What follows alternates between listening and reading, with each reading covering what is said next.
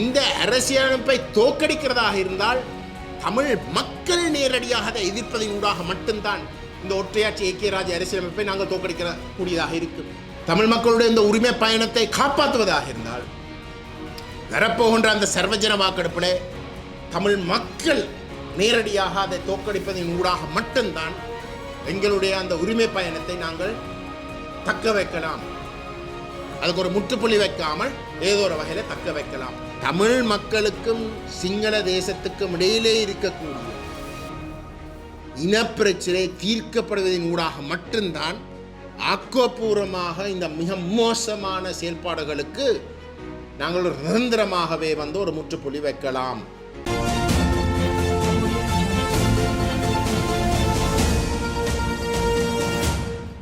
உங்களுக்கு தெரியும், கடந்த வாரம் சுவிஸ் அரசாங்கத்துடைய அழைப்பதில் பேரில் ஒரு பாராளுமன்ற குழு பாராளுமன்றத்தை பிரதிநிதித்துவப்படுத்துகின்ற கட்சியினுடைய ஒரு குழு, பாராளுமன்ற உறுப்பினர்கள் மட்டுமல்ல, ஒரு சில கட்சிகள் பாராளுமன்றத்தில் வெளியிலே இருக்கக்கூடிய தங்களுடைய முக்கியமான உறுப்பினர்களை அனுப்பி சுவிட்சர்லாந்திலே இருக்கக்கூடிய ஆட்சி முறைமை, அரசியல் ஆட்சி முறைமை தொடர்பான ஒரு ஸ்டடி டூர் ஒன்று நடைபெற்றது. அந்த இடத்துல அது 5 நாட்கள் நடைபெற்றது. அதில் முதல் 3 நாட்களும் சுவிட்சர்லாந்தில் இருக்கக்கூடிய சமஷ்டி ஆட்சி முறை தொடர்பான அறிவை வளர்க்கக்கூடிய வகையிலே பல சந்திப்புகள் நடைபெற்றன. அதன் முடிவுகளே சுவிட்சர்லாந்திலே வாழுகின்ற புலம்பெயர்ந்த இலங்கை தீவை மையமாக கொண்ட அடையாளம் மையமாக கொண்ட மக்களை சந்திக்கிற கோணத்திலே நடைபெற்றது. ஆனால் அதில் தமிழ் மக்கள் தான் அக்கறை எடுத்து கூடுதலாக கலந்து கொண்டவை. ஒரு சில சிங்கள நபர்களும் அதில் கலந்து கொண்டிருந்தவை. ஆனால் அமைப்புகள் ரீதியாக புலம்பெயர்ந்த தமிழ் மக்களுடைய அமைப்புகள் தான் கூடுதலாக அதில் கலந்து கொண்டவை. இப்போ அதுக்கு பிற்பாடு ஜெனீவாவுக்கு சென்று பொறுப்புக்கூறல் சம்பந்தமாக ஜெனீவாவிலே இருக்கக்கூடிய மனிதுரிமை ஆணையாளருடைய அலுவலகத்துடைய பொறுப்பதிகாரி, ஆசியா பசிபிக் கண்டத்துடைய பொறுப்பதிகாரி, இலங்கைக்கும் அவர் தான் பொறுப்பு. அவர் இலங்கையில் சமாதான முயற்சிகள் 2001 இருந்து 2009 வரைக்கும் நடைபெற்ற காலப்பகுதியில் இலங்கையில் ஐநாவுடைய மனிதுரிமை சார்ந்த நிபுணராக இங்கே பல வருடங்களாக இருந்தவர் ரோரி மங்கோவன். அவருடைய தலைமையில் அவர் சார்ந்த ஒரு குழு இலங்கைக்குரிய பொறுப்பதிகாரியும் அதே போன்று ஓஸ்லப் கட்டமைப்பு, அதாவது இந்த சாட்சியங்களை சேகரிக்கிறதுக்குரிய அலுவலகத்துடைய பொறுப்பதிகாரிகளையும் அந்த பாராளுமன்றத்திலே இருக்கக்கூடிய கட்சிகளுடைய பிரதிநிதிகள் சந்திக்கக்கூடியதாக இருந்தது. இப்போ இந்த சந்திப்புகள் ஊடாக ஒரு விடயம் மிக தெளிவாக உறுதிப்படுத்தப்பட்டது. தமிழ் மக்களுடைய இனப்பிரச்சனை சம்பந்தப்பட்ட விடயங்களிலே ஸ்ரீலங்கா அரசாங்கம் தங்களுக்குத்தான் தமிழ் மக்கள் ஒரு ஆணையை வழங்கியிருப்பதாகவும், அந்த வகையிலே தமிழ் மக்களுக்கு அரசியல் ரீதியான தீர்வு தாங்கள் வைத்திருக்கிற நிலைப்பாடுகளை முன்னிலைப்படுத்தி தாங்கள் அந்த செயல்பாடுகளை முன்னெடுத்து கொண்டு இருக்கிறோம் என்ற கருத்து மேலோங்கினது. ஒரு தடவை அல்ல, பல தடவைகள் அரசாங்கம் தமிழ் மக்கள் சரித்திரத்தில் முதல் தடவையாக வடகிழக்கை மையமாக கொண்ட தமிழ் தேசிய கட்சிகளுக்கு அப்பால் சென்று தென்னிலங்கையாக அல்லது ஒட்டுமொத்த இலங்கை தீவை மையப்படுத்தி செயல்படுகின்ற ஒரு கட்சிக்கு தமிழ் மக்கள் ஆணையை வழங்கின முதல் தடவை. அது ஒரு மாற்றம். வடகிழக்கில் இருக்கக்கூடிய மக்கள் மட்டத்தில் ஒரு மாற்றம் என்ற கோணத்தில் அவர்கள் அந்த கருத்தை வலியுறுத்தி வந்தவை. அந்த இடத்துல வந்து அது ஒரு தவறான கருத்து. அது ஒரு தவறான கருத்தை மட்டுமல்ல, அது ஒரு பொய்யான கருத்து. ஆகவே அந்த பொய்யை அம்பலப்படுத்தி சரிப்படுத்துவதற்கு நான் அந்த இடத்துல வந்து உண்மையிலே தமிழ் மக்கள் தேசிய மக்கள் சக்திக்கு அந்த ஆணையை வழங்கவில்லை. மாறாக தேசிய மக்கள் சக்தியுடைய பிரதிநிதித்துவம் என்றது ஒரு சிறுபான்மை பிரதிநிதித்துவம். தமிழ் மக்கள், வடகிழக்கை மையமாக கொண்ட தமிழ் மக்களை பொறுத்தவரையில் அது ஒரு சிறுபான்மை பிரதிநிதித்துவம். வடகிழக்கில் 19 தமிழ் பாராளுமன்ற உறுப்பினர்கள் தெரிவு செய்யப்பட்டிருக்கிறார். தேசிய மக்கள் சக்திக்கு சந்திரசேகரன் போன்றவர்கள் உட்பட வெறுமனே 8 பாராளுமன்ற உறுப்பினர்கள் மட்டும்தான் அவர்களிடம் இருக்கின்றன. ஆனால் எதிரணியில், அரசாங்கம் சாராத எதிரணியில் 11 பாராளுமன்ற உறுப்பினர்கள் இருக்கிறார்கள். வாக்குகளை எடுத்துக்கொண்டால் தேசிய மக்கள் சக்திக்கு போன தேர்தலிலே யாழ்ப்பாணத்தை எடுத்துக்கொண்ட என்னோட யாழ்ப்பாணத்தை மையப்படுத்தி தான் அவர்கள் இந்த கருத்துவாக்கத்தை மிகப்பெரிய அளவில் செய்ய பார்க்குறார்கள் என்றால், யாழ்ப்பாணத்தில் 6 தெரிவு செய்யப்பட்ட 6 பாராளுமன்ற உறுப்பினர்களில் 3 உறுப்பினர்கள் தேசிய மக்கள் சக்தியை கொண்டவர்கள் என்ற வகையில் ஏதோ அவர்களுக்கு தான் ஆணையம் கிடைத்திருக்கிற என்ற கருத்துவாக்கத்தை தவறாக செய்ய முற்படுகின்றார்கள். ஆகவே யாழ்ப்பாணத்தை மையப்படுத்தி நாங்கள் சுட்டி காட்டினோம். போன 2020 நடைபெற்ற பாராளுமன்ற தேர்தலில் அவர்கள் தேசிய மக்கள் சக்தியை போன்று 2 கட்சிகள், EPDPயும் அங்கஜன் ராமநாதனுடைய ஸ்ரீலங்கா சுதந்திர கட்சியும் வந்து போட்டியிட்டது. இந்த 2 கட்சிகளுக்கு சேர்த்து 97,000 வாக்கு கிடைச்சிருந்தது. இந்த முறை தேசிய மக்கள் சக்திக்கு வெறுமனே 80,000 வாக்கு மட்டும்தான் கிடைச்சிருந்தது. போன முறை வந்து அந்த 2 பேரினவாத சக்திகளுக்கு கிடைச்ச வாக்களுக்கும் விட குறைவாகத்தான் தேசிய மக்கள் சக்தி வாக்கு எடுத்திருக்கிறது. அது மட்டும் இல்லாமல் வந்து தமிழரசு கட்சி, தமிழ் தேசிய மக்கள் முன்னணி, ஜனநாயக தமிழ் தேசிய கூட்டணி போன்ற தரப்புகளுடைய வாக்குகளை சேர்த்து பார்க்கின்ற பொழுது என்னென்ன நாங்கள் எதிரணியில் இருக்கின்றோம். தேசிய மக்கள் சக்திக்கு கிடைச்ச வாக்குகளுக்கும் விட மிகவும் பெரிய அளவில் வந்து கூடுதலான வாக்கு நம்மிடம் இருக்கின்றது. ஆகவே தமிழ் மக்களுடைய ஆணையை உங்களிடம் இல்லை என்ற கருத்தை நாங்கள் உறுதிப்படுத்தி, இந்த தமிழ் மக்களுடைய இனப்பிரச்சனைக்கு தீர்வு வந்து நீங்கள் முன்வைக்க முடியாது என்றால் உங்களிடம் ஆணை இல்லை என்ற கருத்தை சுவிஸ் அதிகாரிகளுக்கு முன்னால் சொன்ன இடத்துல அரசு தரப்புக்கு ஒரு நிர்பந்தம் ஏற்பட்டதை வந்து பின்வாங்கிறது. ஆகவே அவர்கள் பின்வாங்கி ஒரு அந்த நாங்கள் நிரூபித்த உண்மைகளை ஏதோ ஒரு வகையில் வந்து உள்வாங்கி கதைக்கிறதுக்கு எடுத்த முயற்சியிலே அவர்கள் ஒப்புக்கொண்டவே அரசாங்கம் பாராளுமன்றத்துக்கு வெளியிலே 2015ஆம் ஆண்டில் இருந்து 19ஆம் ஆண்டு வரைக்கும் தயாரிக்கப்பட்ட ஐக்கிய ராஜ்ய அரசியலமைப்பை உத்தியோகபூர்வமாக தங்களுடைய யோசனையாக பாராளுமன்றத்தில் கொண்டு வந்து நிறைவேற்றுவதற்கு முயற்சிகளை ஆரம்பித்திருப்பதாகவும், இப்போதைக்கு வந்து அந்த யோசனைகள் முன்வைக்கப்பட்டாலும் கூட, அந்த இடைக்கால ஐக்கிய ராஜ்ய யோசனைகள் முன்வைக்கப்பட்டு இருந்தாலும் கூட, அந்த யோசனைகள் தொடர்பாகவும் பாராளுமன்றத்தில் அன்றைக்கு இருந்த பல கட்சிகள் அந்த யோசனைகள் தொடர்பாகவும் தங்களுடைய ஆலோசனைகளை அட்டாச்மெண்ட்ஸ், இணைப்புகள் ஊடாக சமர்ப்பிக்கப்பட்டிருந்தது. ஆகவே அந்த கருத்துகள் அனைத்தையும் ஆழமாக படித்து செய்ய வேண்டிய திருத்தங்களை எங்கெங்கே செய்யலாமோ அதை செய்துவிட்டு அவர்கள் அந்த ஐக்கிய ராஜ்ய அரசியலமைப்பை பாராளுமன்றத்துக்குள்ளே கொண்டு வர முடிவெடுத்திருக்கிறார்கள். அது மிக விரைவிலே வந்து பாராளுமன்றத்தில் சமர்ப்பிக்கப்படுகின்ற பொழுது ஏனைய கட்சிகளோடு தாங்கள் பேசுவதற்கு தயார் என்ற கருத்தை உத்தியோகபூர்வமாக வந்து மக்களுக்கும் சுவிஸ் அரசாங்கத்துக்கும் அறிவிச்சது. இப்போ இது ஒரு மிக முக்கியமான கருத்து. நாங்கள், அதாவது தமிழ் தேசிய மக்கள் முன்னணியும் தமிழ் தேசிய பேரவையும் இந்த உண்மையை பல மாதங்களாக நாங்கள் சொல்லிக்கொண்டு வருகிறோம்.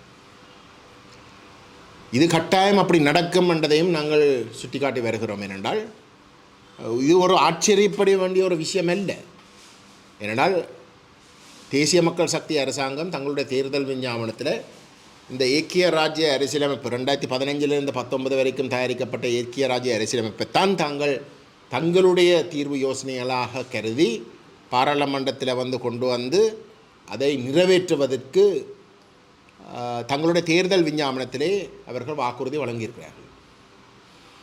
ஹரணி அமரசூரிய பிரதமர் 2 மாதங்களுக்கு முன்பதாக பாராளுமன்றத்தில் எழுப்பின ஒரு கேள்விக்கு பதில் கொடுக்கின்ற வகையிலே அவர் ஒப்புக்கொண்டது, தாங்கள் பாராளுமன்றத்துக்கு வெளியிலே ஒரு புதிய அரசியலமைப்பை கொண்டு வந்து நிறைவேற்றுவதற்குரிய செயல்பாடுகளை ஏற்கனவே ஆரம்பித்து அது கணிசமான அளவுக்கு முதிர்ச்சி பெற்றிருக்கின்றது என்ற விடயத்தையும் அவர்கள் ஒப்புக்கொண்டிருந்தார். இந்த அனைத்து விடயங்களையும் வைத்துத்தான் தமிழ் தேசிய பேரவையும் தமிழ் தேசிய மக்கள் முன்னணியும் தொடர்ச்சியாக அரசாங்கத்துக்கு 3/2 பெரும்பான்மைக்கும் கூட ஒரு மிகப்பெரிய மகத்தான ஒரு பெரும்பான்மை பாராளுமன்றத்தில் இருக்கிற இடத்துல அவர்கள் அந்த அரசியலமைப்புக்குரிய யோசனைகளை பாராளுமன்றத்திலே ஒரு நாளுக்குள்ளேயே 3/2 பெரும்பான்மையோடு நிறைவேற்றலாம். ஏனென்றால் அவர்களுக்கு வேறு தரப்புகளோடு பேச தேவையில்லை. அவர்களுக்கு அந்த தேவைப்படுகின்ற பெரும்பான்மை விசேட பெரும்பான்மை பாராளுமன்றத்தில் ஏற்கனவே இருக்குது. ஆகவே அவர்கள் நேரம் ஒன்றும் தாமதிக்காமலே ஒரு நாளுக்குள்ளேயே அவர்கள் அந்த புதிய அரசியலமைப்பை பாராளுமன்றத்தில் நிறைவேற்றுவினம்.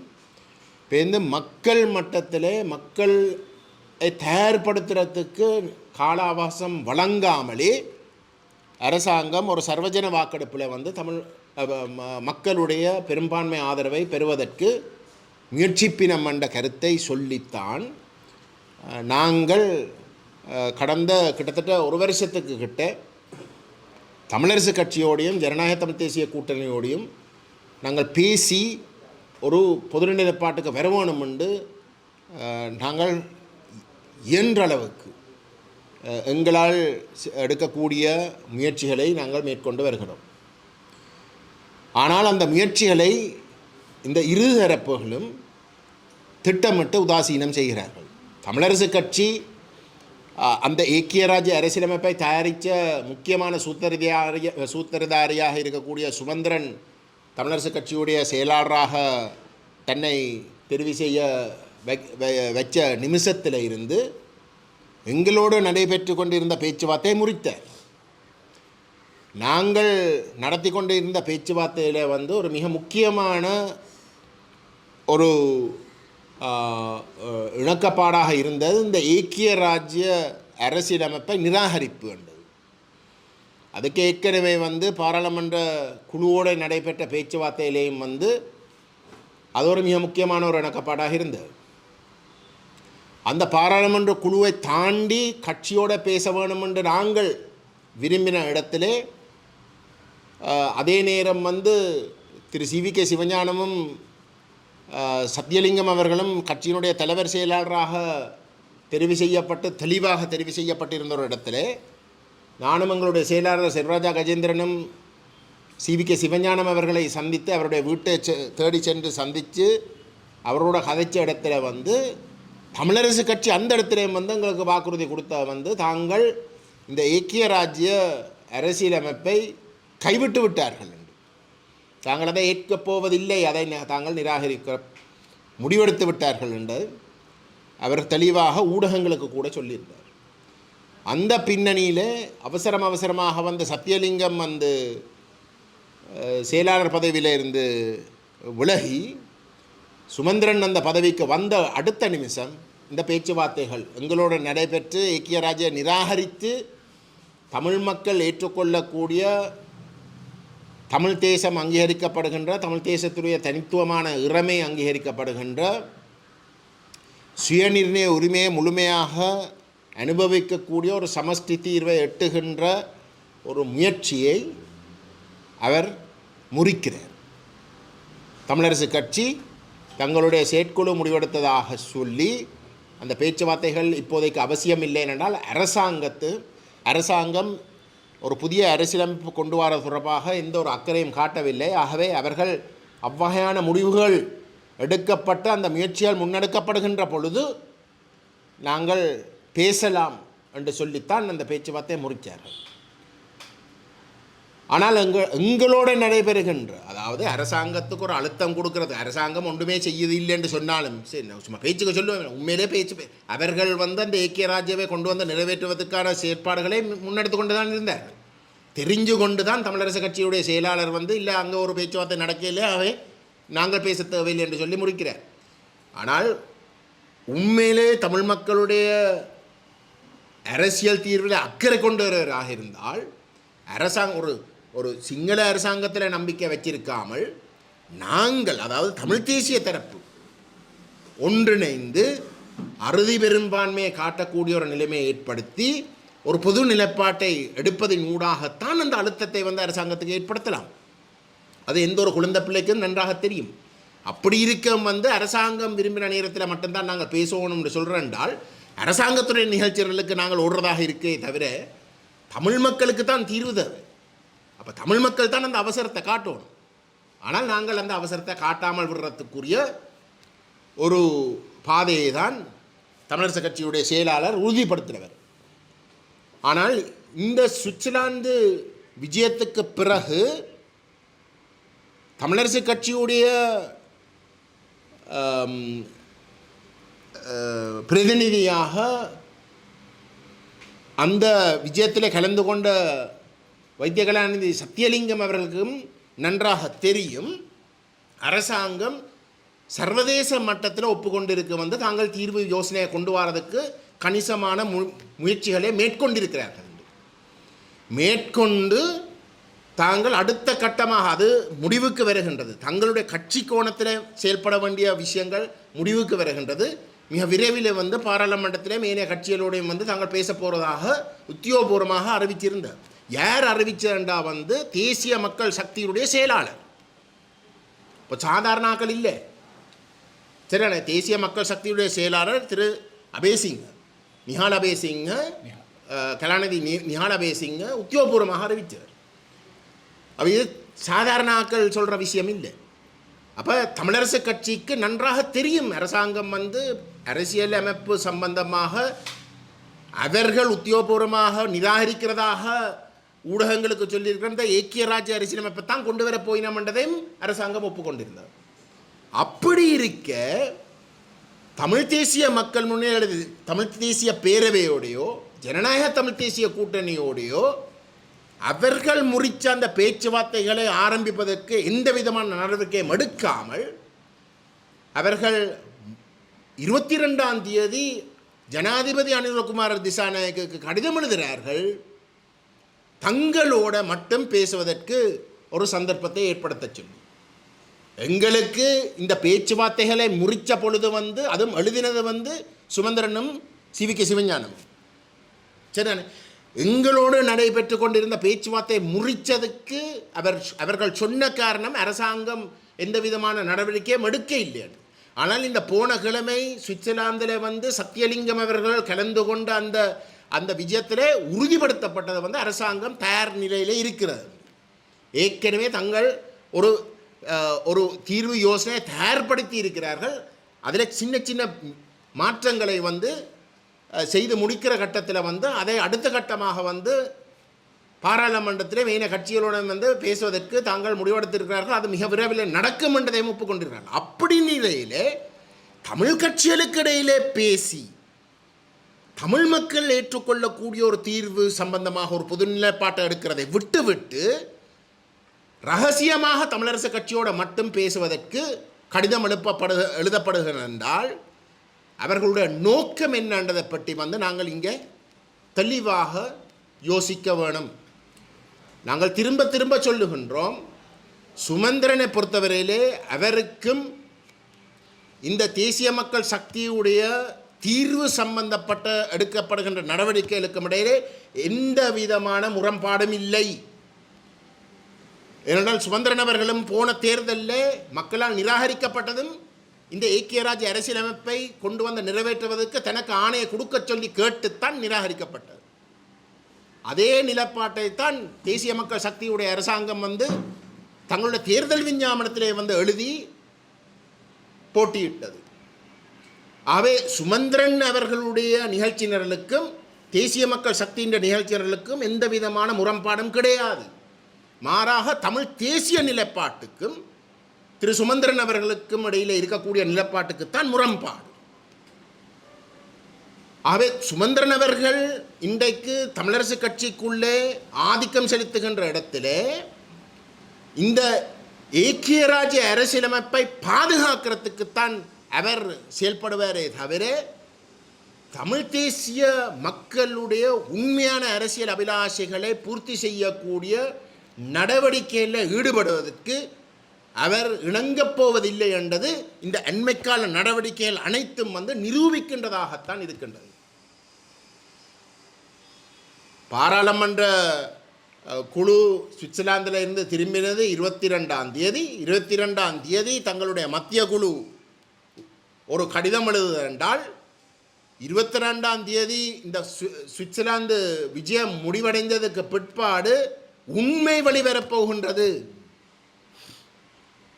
ஸ்ரீலங்கா அரசாங்கம் வந்து ஐக்கிய ராஜ்ய அரசியலமைப்பை தான் கொண்டு வரப்போகின்றது. அதை ஏற்கனவே அவர்கள் முடிவெடுத்து முடிவு கட்டத்துக்கு வந்திருக்கிறார்கள். முடிகிற கட்டத்துக்கு வந்திருக்கு.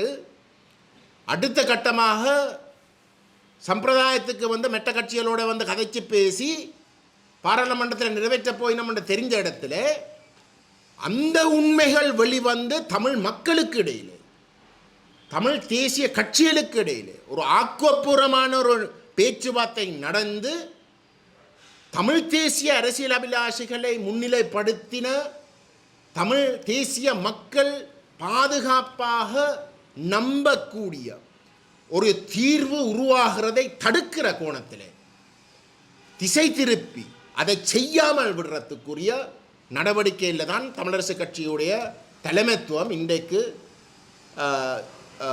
முன்னெடுத்து இருக்கின்றது, செயல்பாடுகள் முன்னெடுத்து இருக்கின்றது. இந்த குற்றச்சாட்டை நாங்கள் பகிரங்கமாக முன்வைக்கிறதுக்கு கடமைப்பட்டிருக்கின்றோம். ஏனென்றால் நாங்கள் எத்தனையோ கட்டத்தில் வந்து ஒரு பொது இணக்கப்பாட்டை ஏற்படுத்துவதற்கு நாங்கள் முயற்சிகள் செய்த அத்தனை முயற்சிகளையும் தமிழரசு கட்சி தான் முதற்கட்டமாக வந்து முறிச்சிருக்கின்றது. ஆகவே இதை நாங்கள் எங்களுடைய மக்களுக்கு சொல்ல வேண்டிய கடமையிலே நாங்கள் இருக்கின்ற அடிப்படையிலே தான் நாங்கள் இந்த கருத்தை பதிவு செய்ய விரும்புகின்றோம். ரெண்டாவது விடயம் வந்து ஜனநாயக தமிழ் தேசிய கூட்டணி. ஜனநாயக தமிழ் தேசிய கூட்டணி அண்மை காலமாக கடந்த ஒரு 2 கிழமையாக இந்த அரசாங்கம் வந்து ஒரு தீர்வு யோசனையும் கொண்டு வர போகிறதில்லை. அவை எந்த விதத்திலையும் வந்து ஒரு புதிய அரசியலமைப்பை கொண்டு வர போகிறதில்லை. ஆகவே நாங்கள் அந்த புதிய அரசியலமைப்பை கொண்டு வர போயினோம் என்ற ஒரு கற்பனையில் வந்து இருந்து கொண்டு இருக்கிறதையும் நாங்கள் உறுதிப்படுத்தாமல் இருக்க முடியாது. ஆகவே இந்த ஒற்றையாட்சிக்குள்ளே இருக்கக்கூடிய 13ஆம் திருத்தத்தை பற்றி வந்து நாங்கள் பேச வேணும், தேர்தலை வைக்க வேணும் என்று சொல்லி இறங்கியிருக்கிறார்கள்.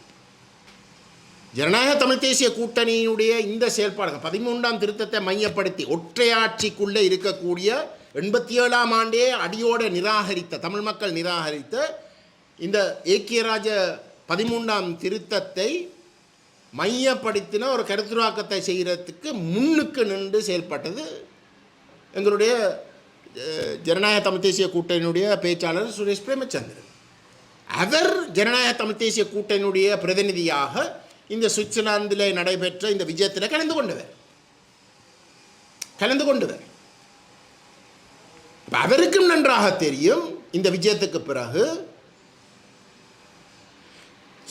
அரசாங்கம் ஏக்கிய ராஜ்ய அரசியலமைப்பை கொண்டு வந்து நிறைவேற்றுவதற்கு நடவடிக்கை கணிசமாக எடுத்து உள்கட்சி ரீதியாக எடுத்து அது ஒரு இறுதி கட்டத்துக்கு வந்திருக்கின்றதாகவும் அடுத்த கட்டமாக அவர்கள் அதில் பாராளுமன்றத்திலேயும் ஏனைய கட்சிகளோடையும் அவர்கள் அதை சமர்ப்பித்து பாராளுமன்றத்தில் நிறைவேற்றக்கூடிய நடவடிக்கையை முன்னெடுக்க போகிறதாக அவர்களுக்கும் நன்றாக தெரியும். ஏனென்றால் சுரேஷ் பிரேமச்சந்திரன் அவர்கள் அந்த கூட்டத்தில் கலந்து கொண்ட இடத்துல வந்து ஜனநாயக தமிழ் தேசிய கூட்டணிக்கும் நிச்சயமாக வந்து அந்த உண்மை நிலைமை தெரியும்.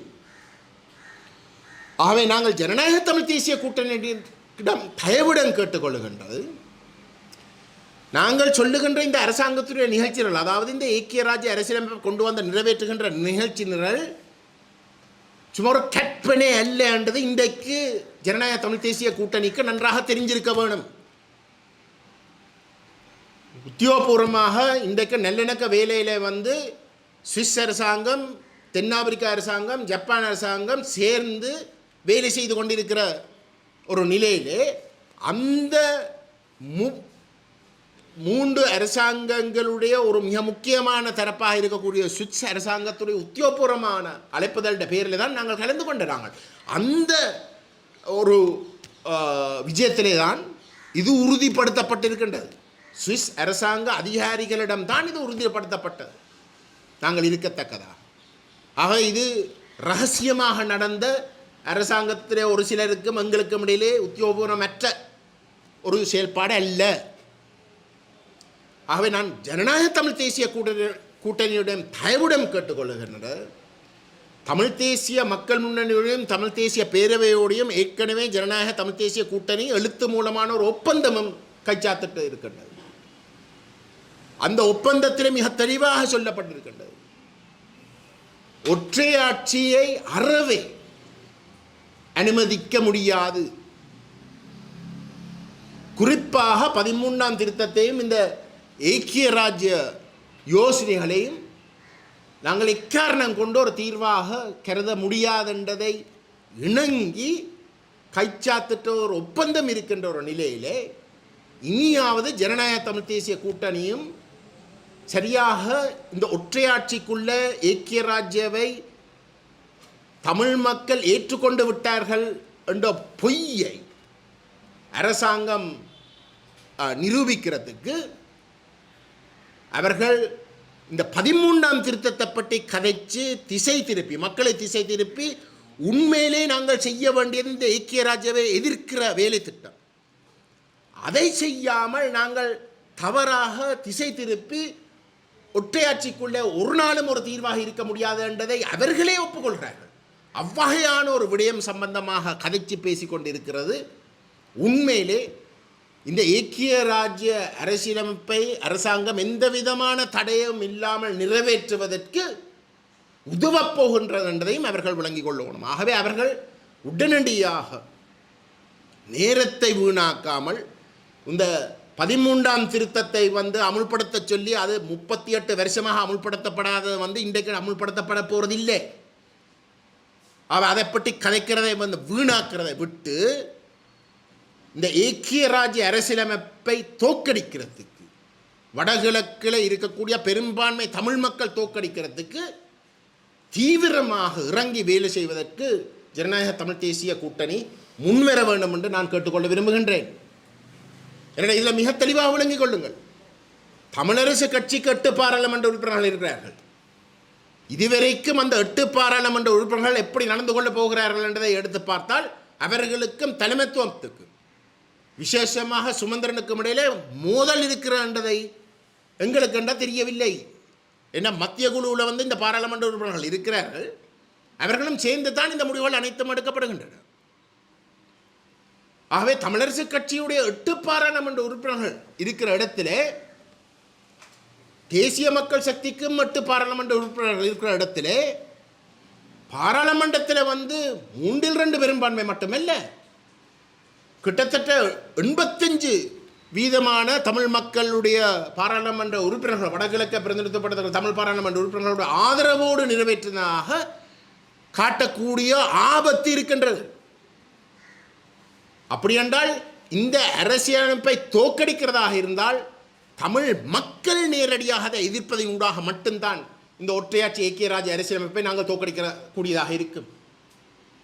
அதை செய்வதாக இருந்தால் நாங்கள் தீவிரமாக மக்கள் மட்டத்தில் இறங்கி இந்த நடக்க போகிற மிக ஆபத்தான உண்மைகளை எங்களோட மக்களுக்கு விளங்கப்படுத்தி அந்த ஐக்கிய ராஜ்ய அரசியலமைப்பை தோற்கடிக்கிறதுக்குரிய முயற்சிகளை தீவிரமாக முன்னெடுக்க வேண்டும். தமிழரசு கட்சி உடைய பாராளுமன்ற உறுப்பினர்கள் தங்களுடைய மக்களுடைய ஆணை, தங்களுக்கு கிடைச்ச அந்த மக்களுடைய ஆணைக்கு நேர்மையாக பயணிக்கிறதுக்கு விரும்புகிறார்கள் என்றால் எங்களோடு இணைந்து அவர்களும் இந்த ஐக்கிய ராஜ்ய அரசியலமைப்பை தோற்கடிக்கிறதுக்கு முன்வர வேண்டும். அதான் உண்மையிலே அவர்களுடைய கடமை. ஆனால் இன்றைக்கு அவர்களுடைய தலைமைத்துவம் மக்கள் கொடுத்த ஆணைக்கு நேர்மாறாக தாங்கள் மக்களால் நிராகரிக்கப்பட்டிருந்தாலும் கட்சிக்குள்ளே தாங்கள் ஆதிக்கம் செலுத்தக்கூடிய ஒரு நிலைமை இருக்கிற கட்டத்தில் அந்த கட்சியுடைய அதிகாரங்களை பயன்படுத்தி சில வேளையில் அந்த 8 பாராளுமன்ற உறுப்பினர்களுக்கு கட்சியை மீறி செயல்பட்டால் தாங்கள் கட்சியிலே இருந்து வெளியேற்றப்படுவினோம் என்று அவர்கள் நினைக்கிறார்கள் என்றால் அந்த 8 பேரையும் தமிழ் மக்கள் நம்ப முடியாது. அப்படி என்றால் நாங்கள் தமிழ் மக்களுடைய இந்த உரிமை பயணத்தை காப்பாற்றுவதாக இருந்தால் வரப்போகின்ற அந்த சர்வஜன வாக்கெடுப்பில் தமிழ் மக்கள் நேரடியாக அதை தோற்கடிப்பதன் ஊடாக மட்டும்தான் எங்களுடைய அந்த உரிமை பயணத்தை நாங்கள் தக்க வைக்கலாம். அதுக்கு ஒரு முற்றுப்புள்ளி வைக்காமல் ஏதோ ஒரு வகையில் தக்க வைக்கலாம். கிட்டத்தட்ட 600 கிலோ இந்த அரசியலமைப்பை தோற்கடிக்கிறதாக இருந்தால் தமிழ் மக்கள் நேரடியாக அதை எதிர்ப்பதன் ஊடாக மட்டும்தான் இந்த ஒற்றையாட்சி ஐக்கிய ராஜ்ய அரசியலமைப்பை நாங்கள் தோற்கடிக்க கூடியதாக இருக்கும். பிரதேசம் ஐஸ் போன்ற வேறு பல போதை மது பொருட்களால் இன்றைக்கு நாங்கள் மூழ்கி போயிருக்கின்றோம். அது இந்த அரசாங்கம் மட்டுமில்லை, இதுக்கு முதல் இருந்த அரசாங்கங்களும் திட்டமிட்டு அதுக்கு அனுமதிச்சிருக்கிறோம். அவ்வகையான ஒரு முடிவுக்கு வருவதை தவிர வேறு எந்த ஒரு முடிவுக்கும் நாங்கள் வர முடியாது. என்றால் இன்றைக்கு வடகிழக்கை நீங்கள் எடுத்துக்கொண்டால் கிட்டத்தட்ட 1:10 என்ற வீதத்தில் இன்றைக்கு இராணுவம் தமிழர் தாயக நிலப்பரப்பில் ஆக்கிரமித்து கொண்டு இருக்கிறோம். ஒரு இராணுவ சிப்பாய்க்கு 10 பொதுமக்கள் என்ற வீதாசாரத்திலே அவர்களுடைய ஆக்கிரமிப்பு நடந்து கொண்டே இருக்கின்றது. வன்னி பிரதேசத்தை எடுத்துக்கொண்டால், விசேஷமாக முல்லைத்தீவு போன்ற பிரதேசங்களை எடுத்துக்கொண்டால் 1:2. ஒட்டுமொத்த வன்னி பிரதேசம் 1:4. ஆகவே அப்படிப்பட்ட ஒரு யதார்த்தம் இருக்க இன்றைக்கு தமிழர் தாயக நிலப்பரப்பு இந்த போதை மதுவிலே முற்றுமுழுதாக மூழ்கி போயிருக்கிறதாக இருந்தால் அது இந்த இராணுவத்துடைய அனுமதி இல்லாமல் இராணுவத்துடைய ஒரு விருப்பத்தை மீறி நடக்கின்ற ஒரு விடயமாக இருக்க முடியாது. அந்த நிலையிலே இன்றைக்கு இந்த 600 கிலோ ஐஸ் தங்காலியில் கண்டுபிடிக்கப்பட்டு இருக்கின்றது. உண்மையிலே அது எங்களுக்கு ஒரு ஆச்சரியத்தை கொடுக்கின்றது.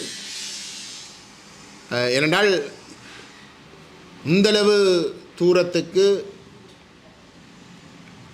இந்த பொருட்கள் தென்னிலங்கையில் கண்டுபிடிக்கிறது மிகவும்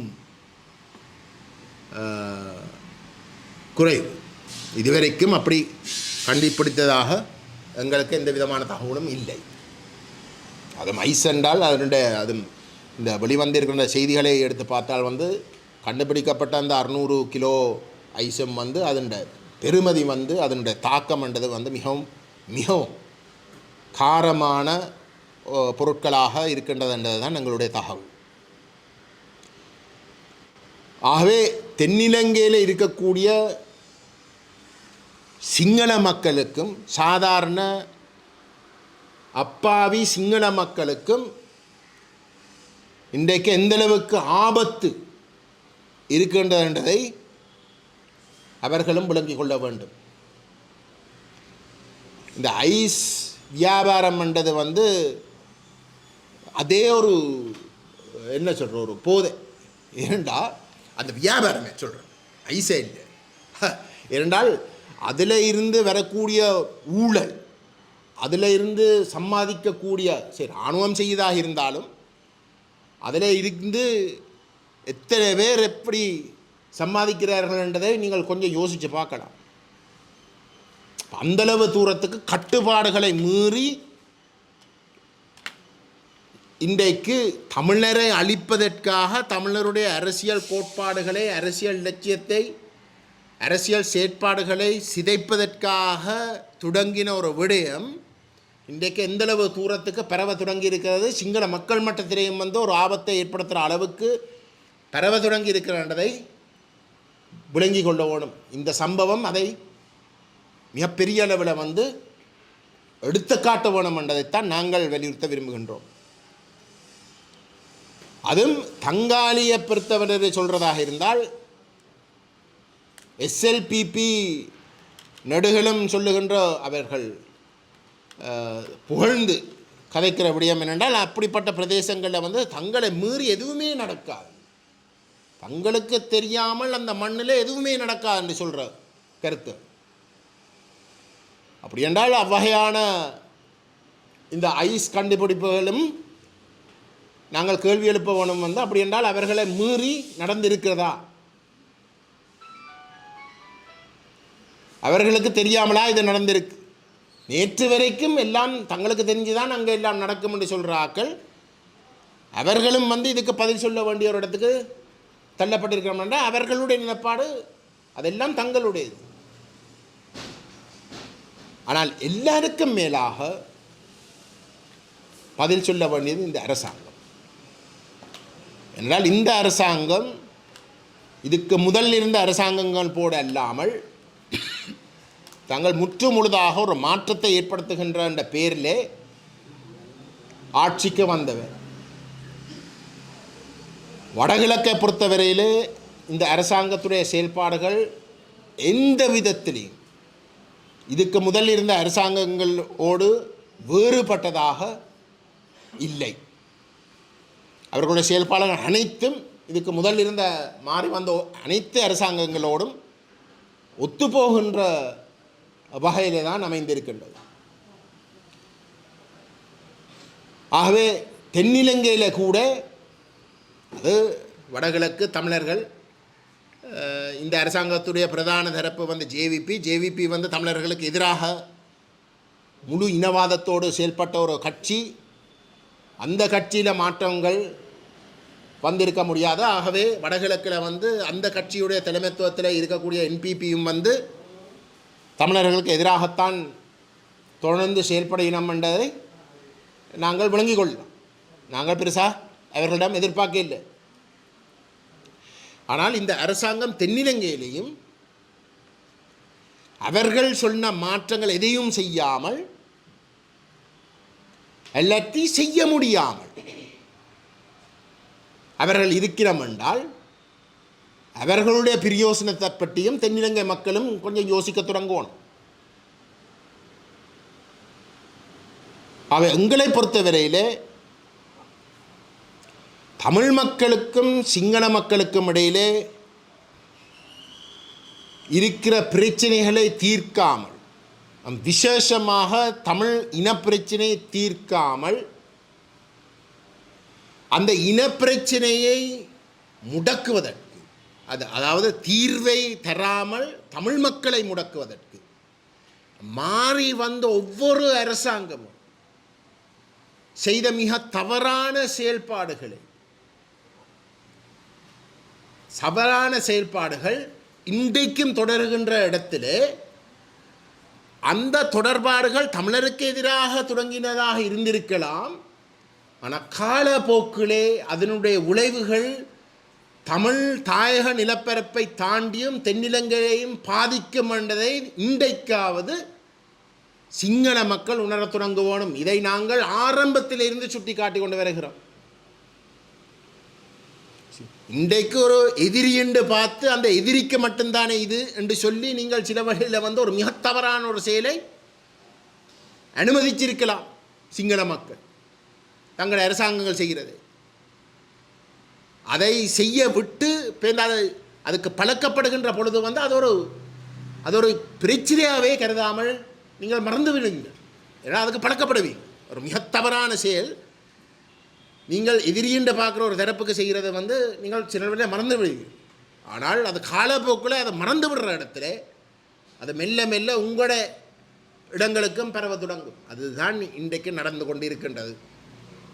இது அனைத்துக்கும் தமிழ் மக்களுக்கும் சிங்கள தேசத்துக்கும் இடையிலே இருக்கக்கூடிய இனப்பிரச்சனை தீர்க்கப்படுவதன் ஊடாக மட்டும்தான் ஆக்கப்பூர்வமாக இந்த மிக மோசமான செயல்பாடுகளுக்கு நாங்கள் நிரந்தரமாகவே ஒரு முற்றுப்புள்ளி வைக்கலாம்.